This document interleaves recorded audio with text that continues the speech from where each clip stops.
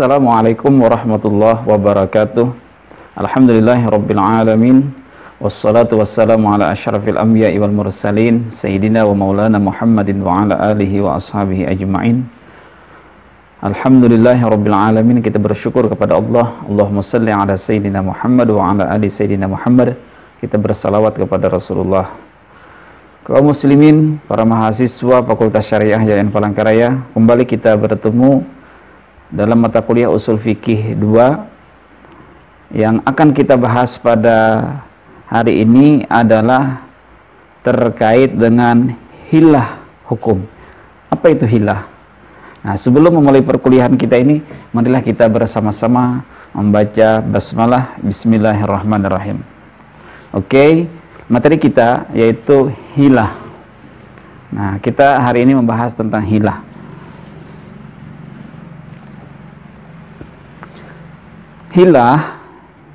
Hilah itu secara etimologi diartikan kecerdikan. Ada yang mengartikan kecerdikan, ada yang mengartikan hilah itu tipu daya, ada juga yang mengartikan hilah itu adalah muslihat, ada juga yang mengartikan hilah itu siasat, dan atau ada juga yang mengartikan alasan yang dicari-cari untuk melepaskan diri dari suatu tanggung jawab. Nah, ini bisa dilihat pengertian hilah, yaitu intinya adalah bahwa ada beragam arti dari hilah ini, dan bisa kita lihat di sini ada kecerdikan, ada tipu daya, ada muslihat, ada siasat atau alasan yang dicari-cari, atau ingin melepaskan diri dari tanggung jawab atau kewajiban. Nah, ini disebut dengan hilah. Menurut Imam Asy-Syatibi, bahwa hilah itu adalah upaya melakukan suatu amalan. Oke, sebelum kita baca ini, Imam Asy-Syatibi itu adalah ahli usul fikih. Beliau menulis kitab Al-Muwafaqah fi Ushulil Ahkam. Di situ beliau mengkaji, menulis, menjelaskan maqasidus syariah secara rinci. Nah, itu. Nah, menurut Asy-Syatibi, hilah adalah upaya melakukan suatu amalan yang pada dasarnya dibolehkan. Melakukan suatu perbuatan hukum, suatu amalan, suatu perbuatan hukum, amalan itu suatu perbuatan namanya, dan pada dasarnya amalan itu dibolehkan. Pada dasarnya amalan itu dibolehkan, tapi untuk membatalkan syarak lainnya. Hanya saja dia melakukan perbuatan yang sebenarnya dibolehkan, tapi ada tujuannya untuk membatalkan hukum syarak yang lain. Nah, hal ini dapat dilihat dari maksud pelaku yang terlihat menghindar dari kewajiban syarak yang lebih penting daripada amaliyah yang dilakukannya. Bagaimana kita bisa mengetahui orang itu menghindar atau orang itu berupaya untuk tidak melaksanakan hukum syarak yang lainnya, atau berupaya untuk mencari jalan yang lain supaya tidak terlaksana hukum itu? Nah, ini kan bisa dilihat dari ekspresi, bisa juga dilihat dari indikasi-indikasi perilaku-perilaku yang dilakukannya, sehingga terlihat bahwasanya itu dia menghindar dari perbuatan hukum atau kewajiban hukum yang dibeban kepadanya. Barangkali bisa dipahami ya, kira-kira bisa dilihat. Oke, kita lanjut.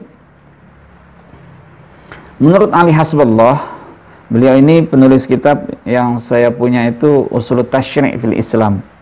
Beliau punya kitab usul fikih. Seorang mufti Mesir dulu. Hilah adalah suatu upaya yang menyebabkan pelakunya mengalami perubahan dari satu keadaan kepada keadaan yang lain. Hilah itu kan asalnya dia keadaannya kayak gini. Misalnya keadaan berada di posisi A, lalu kemudian dia melakukan hilah sehingga mengalami perubahan dari posisi A berubah menjadi posisi B. Nah, itu maksudnya dari posisi A kemudian berubah pada posisi B. Itu namanya mengalami perubahan keadaan. Nah, perubahan ini dilakukan secara samar, hanya saja tidak yang langsung gerasak gerusuk begitu kata orang. Terlihat samar yang kemudian mengantarkan pelaku kepada tujuannya. Nah, inilah maksudnya kalau kita kaitkan dengan siasah tadi. Ada kan pengertian hilah yang secara siasah tadi. Nah, ini perubahan yang dilakukannya ini evolutif banget gitu. Tidak terasa oleh orang lain. Nah, samar, namanya perubahannya juga samar dari posisi A menjadi posisi B, itu samar. Nah, setiap orang tidak dapat sampai pada tujuan masing-masing kecuali melalui kecerdikan dan kecerdasan. Maksudnya, orang yang melakukan perubahan ini tadi, berhilah ini tadi adalah orang yang memang memiliki kemampuan, kecerdikan dan kecerdasan. Artinya mungkin punya keahlian khusus gitu, atau multi keahlian, atau punya talent di bidang itu, multi talent mungkin juga sama seperti itu. Nah, kira-kira demikian ya. Ada posisi hilah itu adalah mengalami perubahan dari posisi satu kepada posisi yang lain gitu. Oke, kita lanjutkan lagi. Nah, kesimpulannya dari pengertian di atas, hilah dipandang yang pertama, menghindari atau membatalkan beban hukum dengan cara melakukan perbuatan hukum yang pada dasarnya dibolehkan tapi bermaksud menggugurkan kewajiban yang lain. Itu yang pertama. Artinya kita berupaya menghindari, ada seseorang menghindari beban hukum, yang diwajibkan kepadanya dengan cara berbuat perbuatan hukum yang lain, sehingga dengan dia berbuat perbuatan hukum yang lain, dia terlepas dari kewajiban itu. Nah, maksudnya dia melakukan perbuatan hukum yang lain itu adalah karena dia ingin bermaksud menggugurkan kewajiban itu. Jadi seakan-akan membuat rekayasa, gitu modelnya. Seakan-akan membuat rekayasa atau sebagai rekayasa hukum modelnya. Kira-kira demikian, itu kesimpulan yang pertama. Nah, kesimpulan yang kedua, mengubah substansi hukum syara dengan kecerdikan dan kecerdasan yang dimilikinya melalui cara yang halus, yang sulit terbaca dari luar. Jadi hanya orang-orang tertentu yang bisa membacanya. Kenapa dia melakukan itu tadi? Nah, macam-macam. Ada yang dijadikan sebagai jalan keluar, atau bisa menghindari dari perbuatan hukum, atau untuk sebagai solusi dalam menghadapi suatu problem. Nah, kira-kira demikian. Kira-kira bisa dipahami ya. Silahkan dibaca ulang inti kesimpulan dari yang kedua. Kita lanjut pada fokus yang lain, fokus bahasa yang lain. Istilah hilah di keilmuan yang lain. Gimana, ada nggak istilah hilah ini di keilmuan yang lain? Nah, kalau dalam politik itu teknik bersiasah, itu ya, intinya adalah teknik bersiasah. Atau ada pernah Nabi mengatakan al-harbu al-khada'ah, perang itu ajang tipu muslihat. Perang itu adalah ajang tipu muslihat. Jadi hilah itu bisa dimaknai dalam ilmu politik disebut sebagai siasat. Hilah dalam ilmu fisika juga ada, ternyata upaya memanipulasi benda-benda alam menjadi satu wujud tertentu sesuai dengan tujuan yang diinginkan. Nah, jadi gimana membuat benda-benda yang ada di alam ini menjadi suatu wujud tertentu dengan tujuan yang sesuai yang diinginkan. Kita lanjut aja, artinya hilah ini juga ada dalam kajian-kajian keilmuan yang lain. Nah, hilah dalam hukum Islam adalah seperti yang digambarkan sebelumnya tadi. Dari pengertian etimologi, kemudian pengertian yang dikemukakan oleh tokoh-tokoh tadi. Nah, artinya hilah ini adalah upaya untuk melegitimasi suatu perbuatan hukum demi suatu kepentingan yang sebenarnya menghindari kewajiban dari perbuatan hukum lainnya. Nah, ini sudah berulang-ulang kita jelaskan. Mudah-mudahan bisa dipahami, dicerna. Artinya dia membuat legitimasi dari perbuatan hukum yang dilakukannya. Sebenarnya dia menghindari dari perbuatan hukum yang lain dengan berbuat hukum, menghindari perbuatan ketentuan dia gitu. Kira-kira bisa dijelaskan, bisa dipahami dengan baik insyaallah. Untuk contohnya, mungkin Anda bertanya, Allah ini pengertian terus, apa contohnya? Nanti kita contohkan. Nah, bagaimana pandangan ulama? Yang pertama, pandangan ulama terhadap hilah ini, yang pertama adalah terjadi perbedaan di antara para ulama.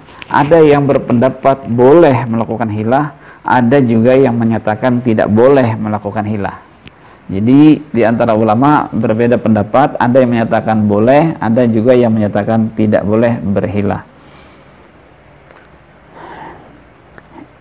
Yang kedua, perbedaan ini terjadi karena perbedaan sudut pandang para ulama yang berbeda-beda. Dari sudut pandang mana dia melihat satu persoalan itu sehingga dia menyatakan boleh atau ada menyatakan tidak boleh. Nah, yang kedua, ada perbedaan metodologi, perbedaan metode penetapan hukum yang digunakan, maka membuat berbeda juga dalam hasil penemuan hukum yang dilakukan. Dan banyak lagi, termasuk juga kecenderungan-kecenderungan dari pribadi, itu tidak bisa lepas gitu ya. Intinya ulama berbeda terhadap masalah hilah. Nah, hilah menurut Hanafiyah, jika bermaksud membatalkan aturan-aturan hukum dengan terang-terangan, nah itu yang harus kita ambil. Jika maksudnya berhilah ini adalah untuk membatalkan aturan-aturan hukum dengan terang-terang, maka hukumnya terlarang. Akan tetapi, bila tidak, maka tidak dilarang. Saya pikir tugas jelas apa yang kita tuliskan di sini bisa dipahami. Membatalkan suatu aturan-aturan secara terang-terangan. Secara terang-terangan dia membatalkan aturan satu hukum, lalu dia melakukan perbuatan hukum yang lain, maka tidak boleh. Tapi kalau tidak terang-terang, itu mafhum mukhalafahnya. Kebalikannya, kalau tidak terang-terang, maka bisa jadi itu adalah boleh, gitu, boleh. Nah, lanjut. Menurut Hanafiyah, hilah yang dibolehkan adalah yang pertama, menghindari beban hukum yang teramat berat. Ada suatu kewajiban hukum yang apabila dilakukan berat sekali, terasa kita tidak mampu melakukannya, sehingga lalu kemudian mencari yang ringan, yang tepat dan ringan, yang tepat, gitu kan. Maksudnya adalah sehingga mencari yang ringan adalah tepat dilakukan seperti itu. Nah, contohnya di sini, dalilnya di sini adalah dalam Quran surah Sad ayat 44, wa khudz biyadika dirsan fadrib bihi wa la tahnas inna wajadnahu sabiran inna ni'mal 'abdu innahu awwab. Dan ambillah dengan tanganmu seikat rumput, maka pukullah dengan itu dan janganlah kamu melanggar sumpah. Sesungguhnya kami dapati dia Ayub seorang yang sabar. Dialah sebaik-baik hamba, sesungguhnya dia amat taat kepada Tuhannya. Ini cerita Nabi Yusuf. Di slide berikutnya ada penjelasannya. Cerita Nabi Yusuf. Nabi Yusuf itu kan ketika beliau sakit ditinggalkan oleh keluarganya, termasuk istrinya. Lalu dari itu, karena ditinggalkan oleh istrinya, di saat dia sakit, dia bersumpah, nanti kalau dia sembuh, dia akan mencambuk istrinya itu 100 kali cambuk. Begitu ceritanya. Namun ternyata setelah dia sembuh, istrinya balik lagi ke beliau. Beliau sebenarnya karena pernah bersumpah, dia ingin memukul istrinya itu dengan 100 kali. Tapi karena rasa kasihan dengan istri, rasanya gimana? Tidak tega memukul istri sampai 100 kali. Itu bukan sekali aja sakit, apalagi sampai 100 kali kan, begitu. Lalu gimana caranya? Akhirnya dalam kebingungan apa yang harus dilakukannya, ternyata Allah memberikan firman-Nya kepada beliau, sebagaimana dalam firman Allah di sini, bahwasanya ambillah seikat rumput yang jumlahnya 100. Nah, rumput. Jadi ketika Nabi Ayub melaksanakan sumpahnya itu tadi, kan sumpah tidak boleh dilanggar, sementara dia tidak tega dengan istrinya. Nah, ketika disuruh Allah Subhanahu wa taala mencari 100 lembar rumput, 100 rumput, kemudian diikat, maka kemudian dipukul sekali. Nah, gitu ceritanya. Nah, menurut ulama Hanafiyah, kalau hilah seperti itu boleh 1, 2, 3, 4. Artinya maksud Hanafiyah ini beban ini terlalu berat dilakukan, maka carilah cara yang lebih tepat tapi tidak melanggar kewajiban.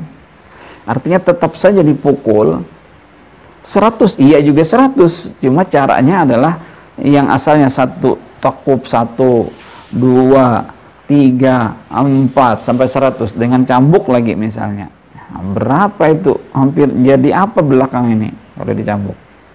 Lukanya gitu maksud saya. Nah, kalau seperti ini pluk. Nah, itu namanya hilah menurut ulama Hanafiyah. Dan ini boleh gitu menurut ulama Hanafiyah. Oke, kira-kira jelas ya yang kita contohkan di sini. Yang kedua, hilah dimaksudkan untuk memberikan kelonggaran pada kebiasaan yang berlangsung di suatu tempat atau fenomena umum yang belum ada ketentuannya dalam nas. Hukumnya seperti bai'ul wafa. Bai'ul wafa ini adalah jual beli yang dilangsungkan antara dua pihak yang dibarengi dengan syarat bahwa barang yang dijual tersebut dapat dibeli kembali oleh penjual apabila tenggang waktu yang ditentukan telah tiba. Nah, kan dalam Islam itu kan riba itu dilarang. Kalau riba itu kan dilarang. Jelas ya.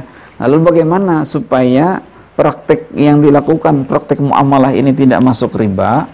Akhirnya A bicara dengan B, dia misalnya menyatakan menjual barangnya ini, miliknya ini kepada si B. Lalu si B ngasih uang sekian. Nah, dalam tempo waktu tertentu dia akan beli lagi uang itu, beli lagi barang itu tadi. Dia si A akan beli lagi barang si B ini tadi. Bisa kira-kira dipahami ya? Si A punya barang, lalu melakukan perjanjian bai'ul wafa dengan si B. B, tolong beli barang saya ini. Oke, kata si B. Nah, ini uangnya, kata si B ke A. Tapi nanti sebelum menyerahkan uang ya, nanti saya beli lagi loh barang yang saya jual ke kamu itu. Gimana, sepakat nggak? Oke lah, kita sama-sama membantu, nggak apa-apa. Dikasih lagi lah barangnya. Nah, lalu kemudian seperti itu. Itulah yang disebut dengan bai'ul wafa. Nah, ini kan upaya mendapatkan uang dengan cara yang seperti itu tadi. Seperti yang kita gambarkan. Nah, ini juga disebut oleh Hanafiyah boleh untuk berhilah semacam itu. Lanjut. Hilah dimaksudkan sebagai rekayasa. Nah, ini rekayasa loh. Hilah dimaksudkan sebagai rekayasa dengan cara menutup kesempatan seseorang dalam menggunakan haknya, tapi membuka kesempatan orang lain untuk mendapatkan hak secara terselubung, secara samar.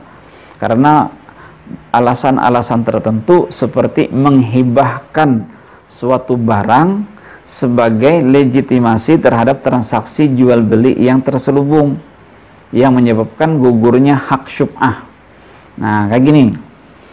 Jual beli syub'ah, hak syub'ah kayak gini. Kita punya barang, kita tinggal di suatu lingkungan. Lingkungan misalnya A, lingkungan kita berada di A. Di blok A. Nah, kita ingin menjual barang kita. Maka sebenarnya yang punya hak untuk membeli barang kita itu adalah tetangga-tetangga kita. Tetangga-tetangga di blok A ini tadi. Tidak boleh sebenarnya kita menjual barang itu langsung ke blok B. Nah, ini yang disebut dengan hak syub'ah. Kita punya tanah misalnya. Maka yang berhak untuk beli tanah itu adalah orang-orang yang ada di lingkungan kita. Hanya saja mungkin kenapa kira-kira bisa jadi itu karena ada aturannya hak syub'ah, lalu harganya mungkin lebih murah kayak daripada yang lain, kira-kira seperti itu. Atau untuk menghindari supaya barang ini tidak dibeli oleh orang, tidak dibeli oleh tetangga, sementara kita ingin melepaskan hak kita. Maka kemudian karena alasan-alasan tertentu, salah satunya adalah, oh, tanah saya ini saya hibahkan kepada saudara saya di sana yang tinggal di sana gitu. Nah, ini juga menurut ulama Hanafiyah dibolehkan hilah seperti itu, menghindari dari jual beli syub'ah tadi. Kan melepaskan barang bisa jadi mungkin mau dia dijual ke tempat yang lain lebih mahal misalnya daripada yang di sini. Nah, sementara yang punya hak untuk beli barang ini adalah tetangga-tetangga di lingkungannya. Itu namanya jual beli syub'ah. Tapi untuk menghindari ini dia menjual keluar atau alasan menghibahkan kepada orang lain. Sehingga terlepaslah dia untuk menjual dengan tetangga-tetangganya. Hal seperti ini termasuk rekayasa dan menurut ulama Hanafi boleh. Mazhab Hanafi berpandangan bahwa hilah ini ditujukan untuk tercapainya kemaslahatan. Sebenarnya untuk kemaslahatan. Bisa jadi orang yang menghilangkan hak syubhah tadi karena dia memang butuh sekali uang yang lebih banyak daripada yang mungkin dia dapatkan lebih sedikit dengan menjual syubhah, dengan cara syubhah itu. Nah, adalah untuk kemaslahatan, bukan untuk meruntuhkan bangunan hukum. Jadi tidak ada sebenarnya maksud untuk meruntuhkan bangunan hukum, gitu kata mazhab Hanafi. Hal ini karena hilah mengandung prinsip kemudahan sebagaimana diajarkan Islam. Yuridullahu bikumul yusra wala yuridu bikumul usra, misalnya seperti itu. Walaupun tidak boleh juga menggugurkan kewajiban syara' lainnya. Memang agak, ya namanya juga perubahannya secara halus. Jadi bagaimana supaya tidak menggugurkan kewajiban yang lain, juga tetap melaksanakan hak-hak dia. Bisa melepaskan hak-hak orang lain, tapi hak dia juga masih ini. Modelnya semacam la darara wala dirara. Jangan memudaratkan diri sendiri, jangan pula memudaratkan orang lain. Begitu ceritanya.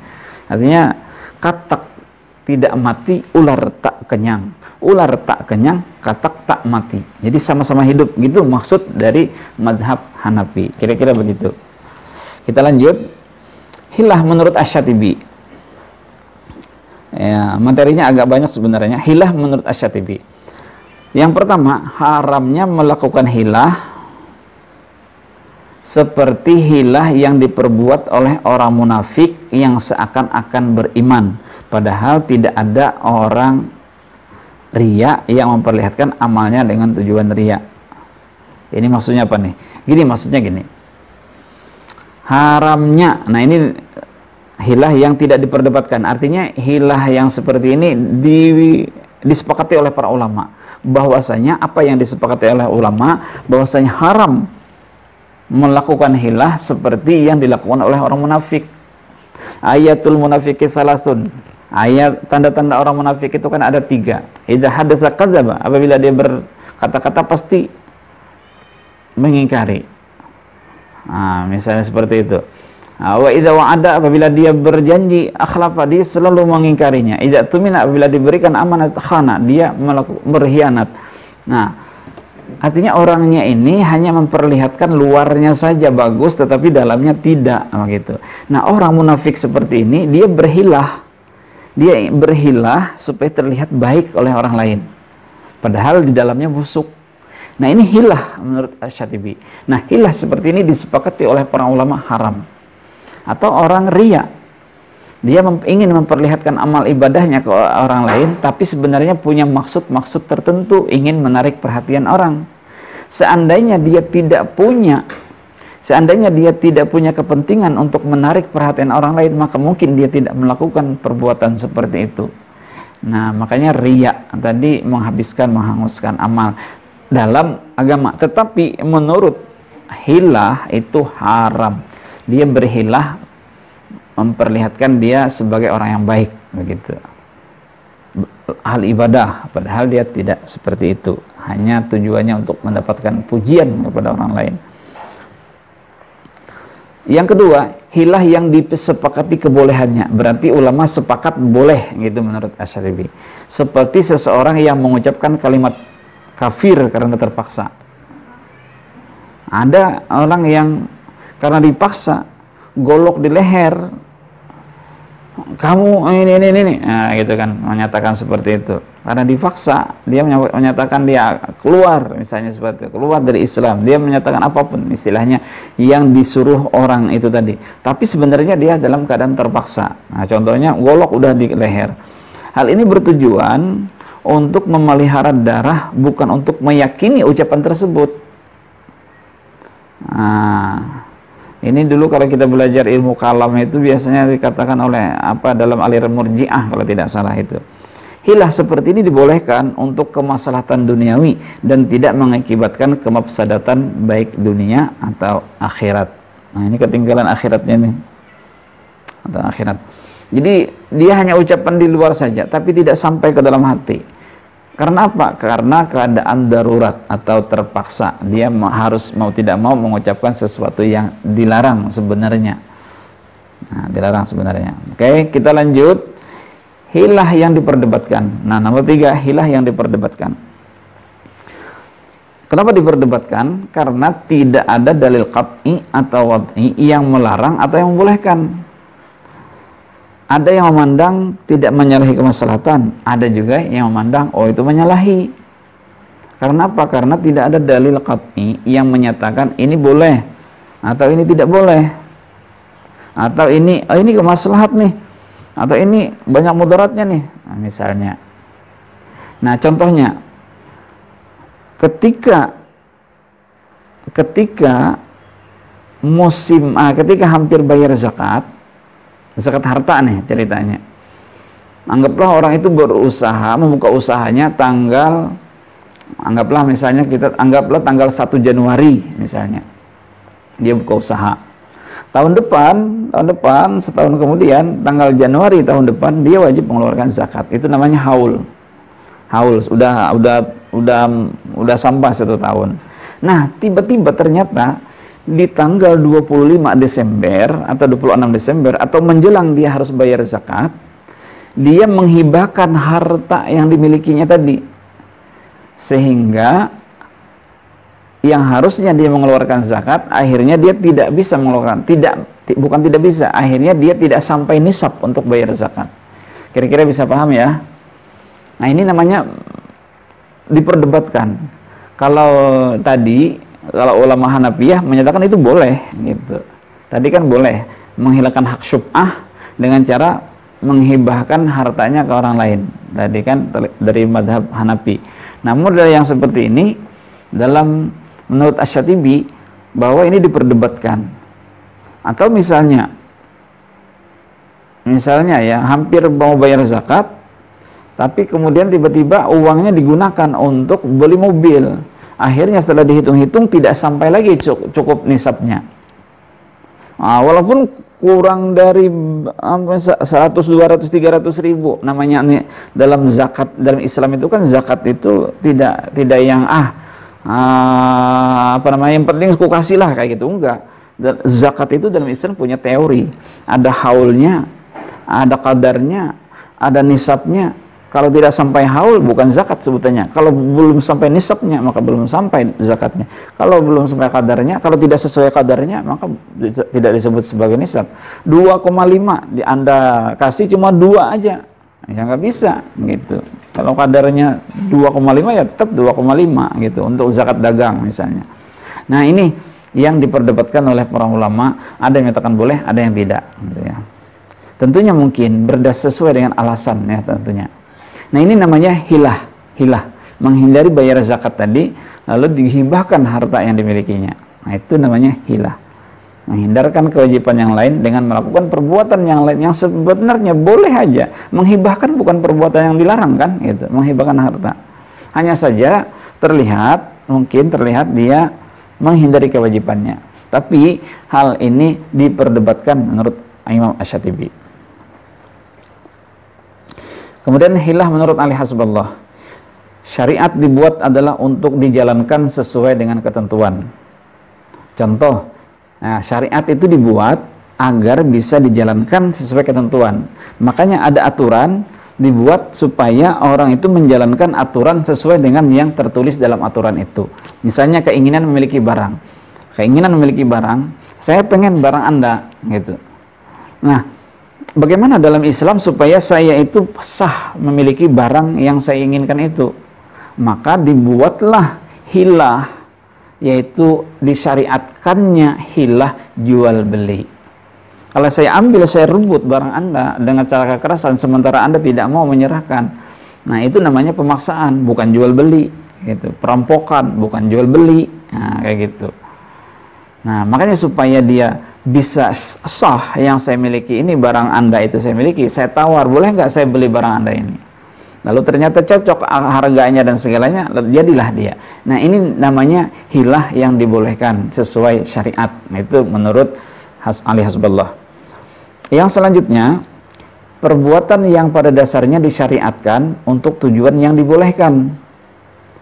Perbuatan ini sebenarnya yang pada dasarnya disyariatkan untuk tujuan yang dibolehkan. Itu termasuk hilah. Contohnya misalnya membuang sesuatu yang mengganggu.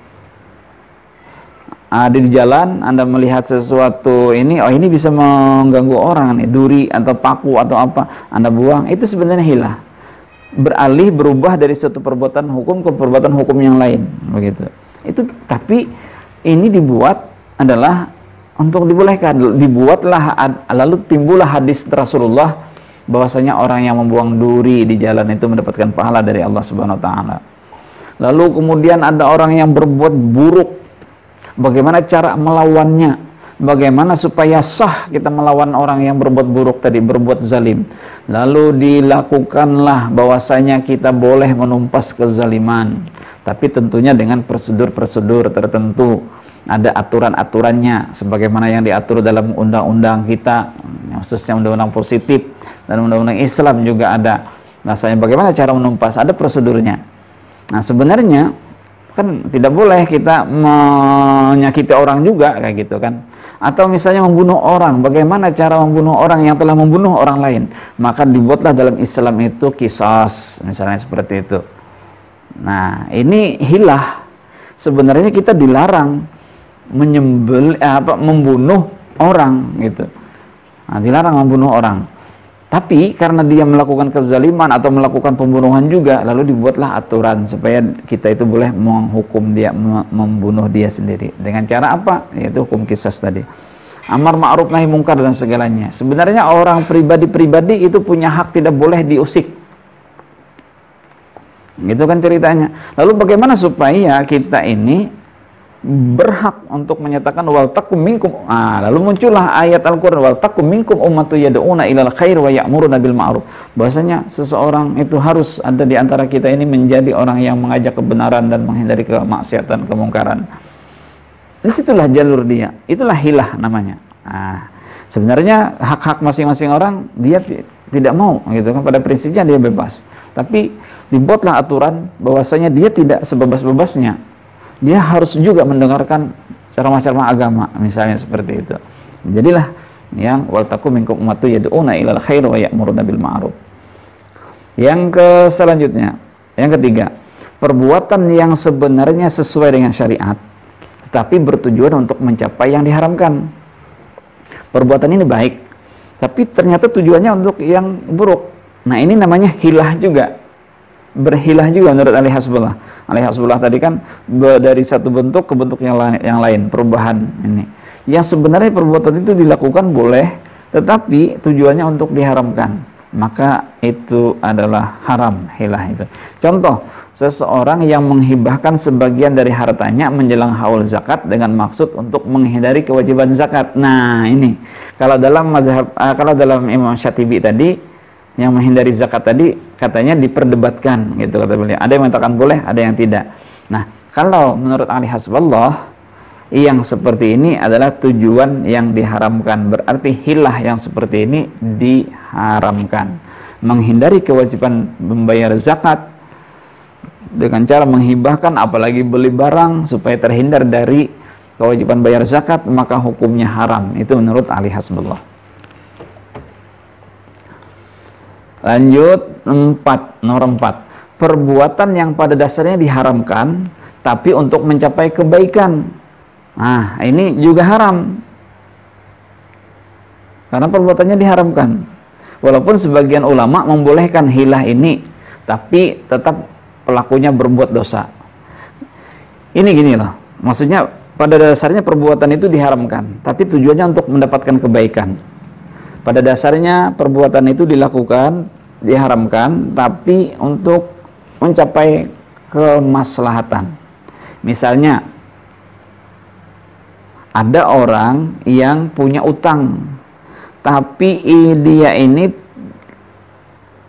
tidak mau bayar utangnya. Nah, sementara ketika kita ingin menagih, nah, ya tidak mau membayar, mungkin bisa memarah-marahin kita dan segalanya. Lalu bagaimana? Nah, dia bertanya, nggak ada saksi, nggak ada bukti, nggak ada apa-apa. Lalulah kita hadirkan saksi yang namanya saksi palsu, qaul zur, itu namanya qaul zur. Kita menghadirkan saksi. Saksi ini ceritanya memang betul melihat, padahal dia itu sebenarnya tidak melihat. Namanya juga qaul zur, saksi palsu tadi. Tapi sebenarnya tujuannya untuk kebaikan, supaya apa? Supaya yang mau utang ini bayar. Nah, ini adalah termasuk hilah.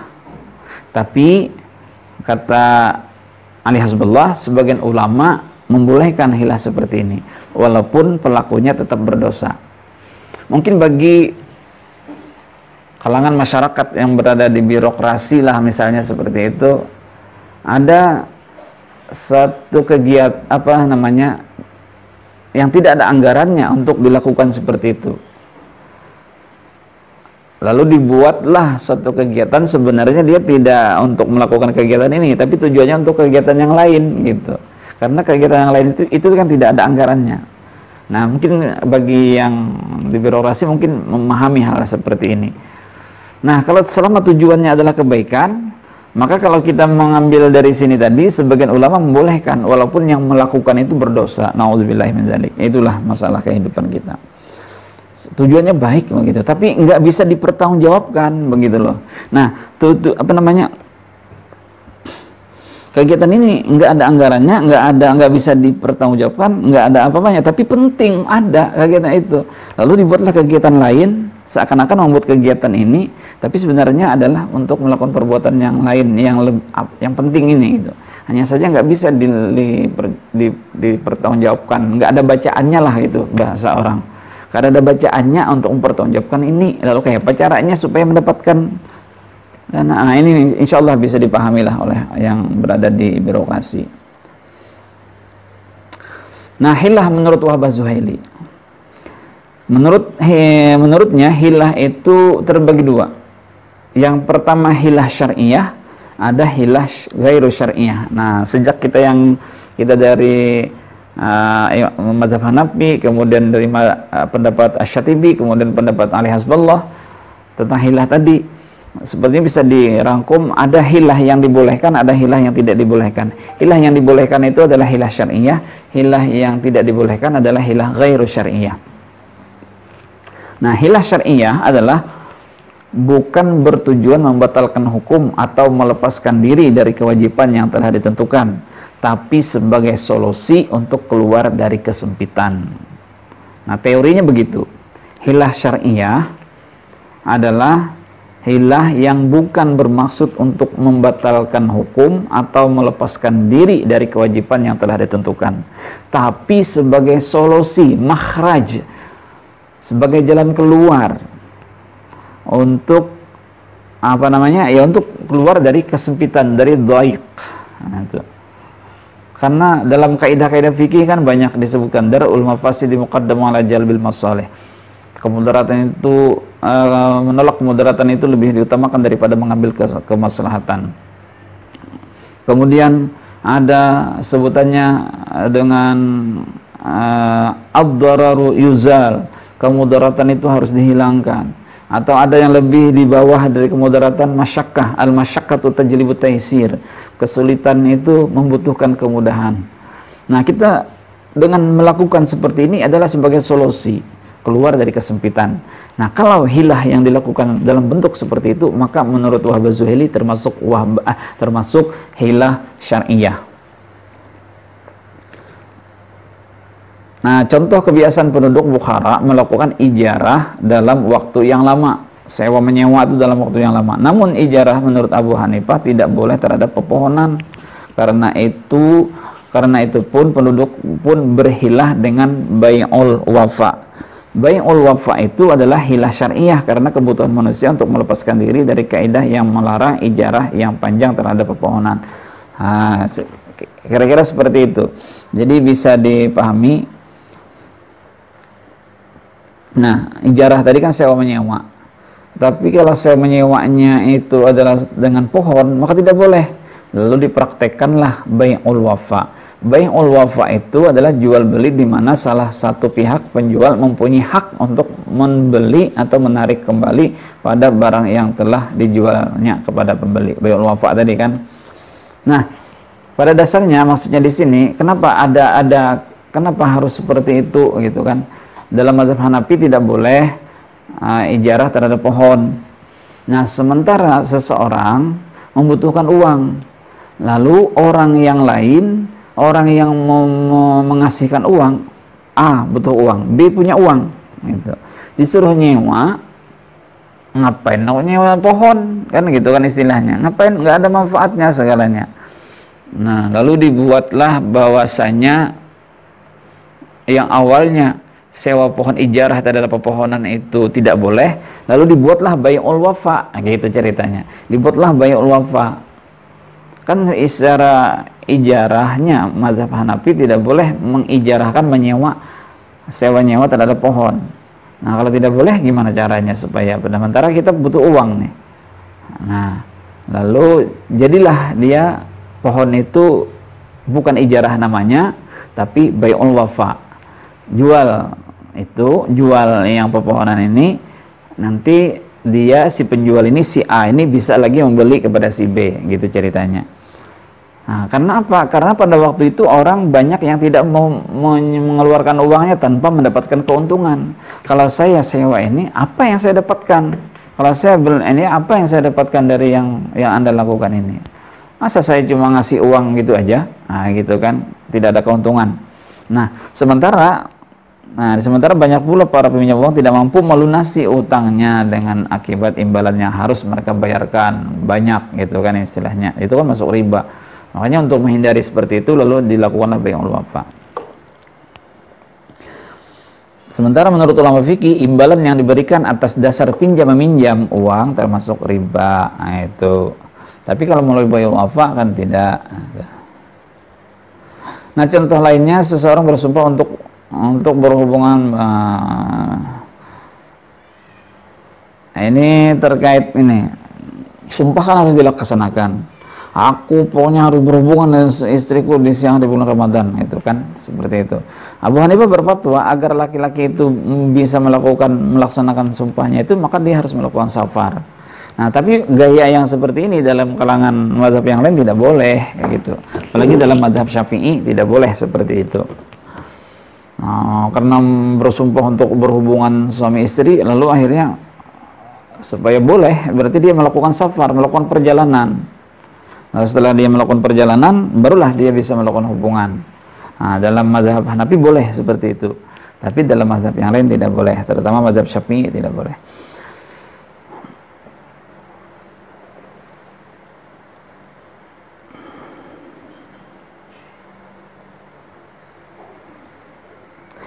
Yang kedua, hilah ghairu syar'iyah. Hilah ghairu syar'iyah ini adalah bertujuan untuk merubah substansi hukum syara ke bentuk hukum lainnya secara zahirnya sah, tetapi secara batin sia-sia. Contoh, hilah yang objeknya menggugurkan hak syubhah. Nah, yang tadi itu boleh, tapi ternyata menurut Wahbah Zuhaili ini termasuk ghairu syar'iyah. Yang dari mazhab Hanafi tadi itu kan, nah, ternyata itu tidak boleh. Hilah yang objeknya menggugurkan hak syubhah, menghibahkan harta untuk supaya ini, maka itu termasuk hilah ghairu syar'iyah menurut mazhab Hanafi. Nah, ternyata Wahbah Zuhaili agak berbeda sedikit dengan mazhab Hanafi di khusus pada bagian ini. Nah, kesimpulan terhadap pendapat ulama, hilah yang dibolehkan yaitu hilah yang bertujuan untuk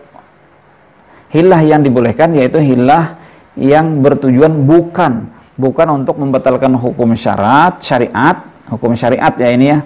Bukan membatalkan hukum syariat, tapi untuk mencapai kebenaran, menolak kezaliman dan mendapatkan kemudahan. Itu. Yang kedua, hilah yang dilarang karena bertujuan membatalkan hukum syara dengan praktek terselubung yang secara lahir diperkenankan oleh syara namun terlarang secara batin. Nah, tadi kan menggugurkan hak zakat, kewajiban zakat dengan cara membelanjakan uang itu, menghibahkan uang itu tadi sehingga dia tidak lagi wajib bayar zakat.